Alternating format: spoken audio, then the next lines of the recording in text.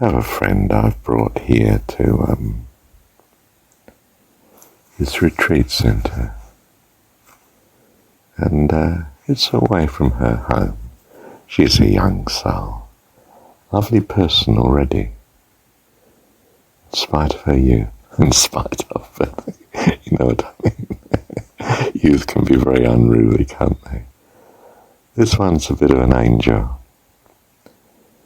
And we've come down here because she could help here and be employed and, reach out into the world, and she'll meet people that come to the centre and possibly a future husband and who knows what, and it's the experience of life.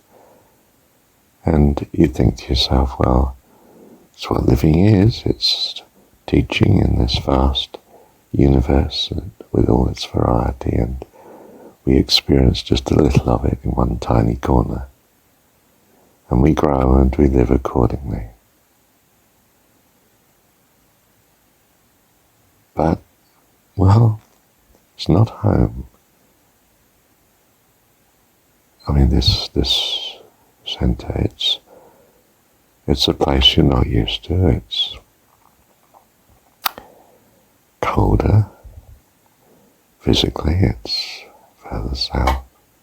We're in the southern hemisphere. It's cut off in that it's much more rural, and there are not the things. But even compared to her family world, it's not mum and dad. It's not the nice home and garden. It's not the eternal support and creativeness and love and care. It's someone who's running a business, and they need your help, your labour, and they're willing to pay for it and encourage you, of course. And they're angels compared to so much of the secular world, for instance. I don't mean that all secular people aren't angels. Some of them are. But in some sense, you know what I mean. It's not home. It's not the love and care. And it's that which we truly value. And it's that reason, of course, that we understand God as parent, as father, or divine mother, if you like. But I mean, I think of him as dad. I think I'm following Jesus fairly closely in that regard. Or at least my understanding of Jesus. And it's because it is family that is most meaningful to us as regards our training and upbringing. We do go out into the world and experience and learn a lot of things, but it's a rough ride, You could say staying at home, you're just being cosseted. You're not learning all the lessons you need to learn. And that may and must, in a sense, be so, because it is how God has it. That people do go off like the prodigal, but they come back. And you really feel at the end of the day, well, couldn't we have achieved just as much by staying at home in a lot more comfort and security and safety, and saved an awful lot of trouble and bother? Just come closer, really, to the peace of God. And sure, you could say it's a cosseted environment, but equally you could say it's a very special environment that's just a bit more angelic than much of the universe. After all, wouldn't you rather stay on Earth than live on the Moon or Mars? I mean, you could survive with a certain level of technology in such places, and it would be an amazing experience. But really, wouldn't you have been better with an experience just on Earth? It's far more an environment that consistent and matches who you are, well, I don't think we will all stay on Earth. I think we will travel and experience different parts of the universe, and it will open up great possibilities for the future people and lives, or whatever, however you like to see them, life that we can imagine. But as for us now, the best way of understanding God still seems to be that He's the perfect parent and we're His kids and loved. And I'm not sure as we're going to be able to conceive of much that's better than that for at least a very long time. And it's certainly much safer to hold to that than some other view that perhaps it's a good idea to experience an awful lot of the mix of good and evil compared to an environment where there's much more good. Home is not perfect, of course, because we're in the universe of uncertainty. But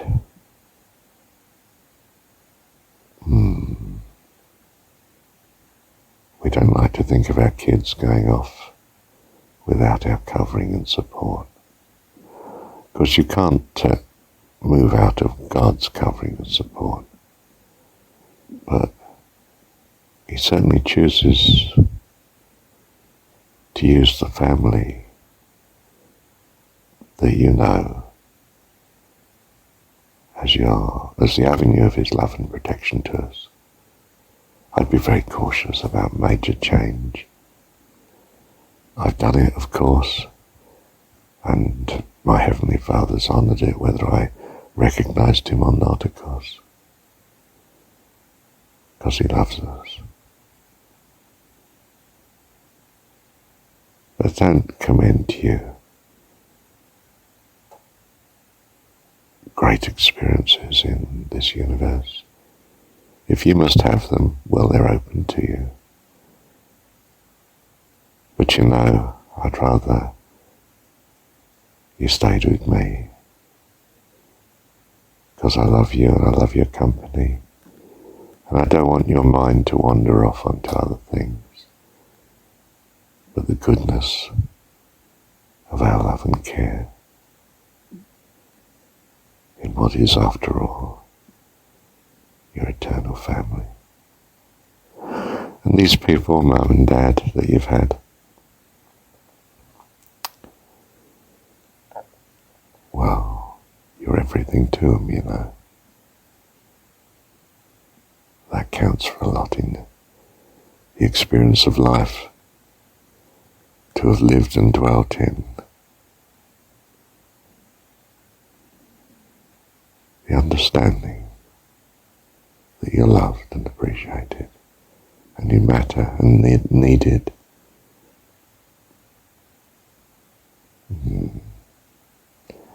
So I'd be cautious of leaving. Don't feel it's some failure.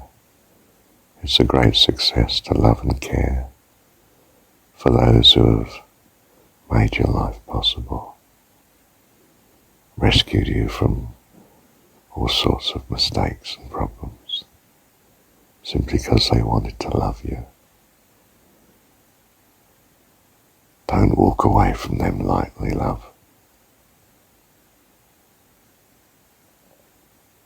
Don't think you will. I just know the love of God is in you. Bless you. Bless you, love. Thank you, Heavenly Father. Thank you, Dad. You know, it's an important thing when you're, asked to pray for someone, or you're counselling with someone, or you're chatting with them and you want to bless them with all your heart. It's very important to remember that it's only if they have ears to hear. And if they haven't, it's because they need not to hear you. They need to go their way and And, it might be like the prodigal who goes off and actually wastes all that he has. And then, sitting in a pigsty, comes to his senses and thinks, my goodness, what am I doing here? I'll be better off in any circumstance. Back with Dad. Back home. Where I'm, well, where I should be somehow. I'm going home. I'm going home. But they may need to come to that themselves.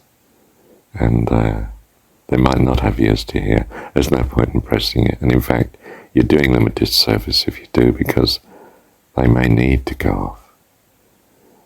One needs to go off and one needs to stay at home in the story of the prodigal. And, he says to the one who stayed at home, look, all that I have is yours. But it's right that we should receive your brother back, and that I can rejoice in my son coming home. Come on, brighten up, lighten up, come and celebrate with me, because it's my joy to receive him back.